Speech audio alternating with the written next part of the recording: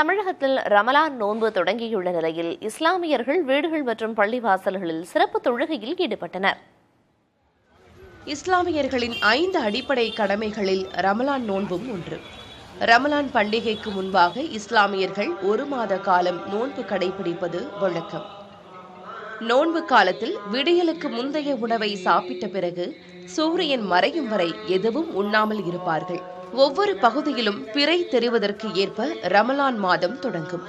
அந்த வகையில் தமிழகத்தில் பிறை தென்பட்டதால் நோன்பு காலம் தொடங்குவதாக அரசு தலைமை ஹாஜி அறிவித்தார். நடப்பாண்டு இன்று முதல் ஏப்ரல் 10ஆம் தேதி வரை நோன்பு கடைபிடிக்கப்பட உள்ளது.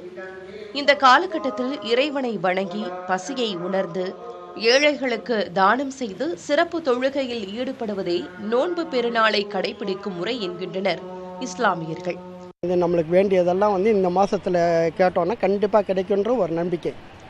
இந்த ரமலான் மாதத்தில் நாங்கள் தொழுது துவா செஞ்சோன்னா கண்டிப்பாக அது ஆண்டவன் எங்களுக்கு கொடுப்பான்ற ஒரு நம்பிக்கை எங்களுக்கு இருக்குது. ரமலான் நோன்பு தொடங்கியுள்ள நிலையில் நாகை மாவட்டம் நாகூர் தர்காவில் ஏராளமான இஸ்லாமியர்கள் சிறப்பு தொழுகை மேற்கொண்டனர்.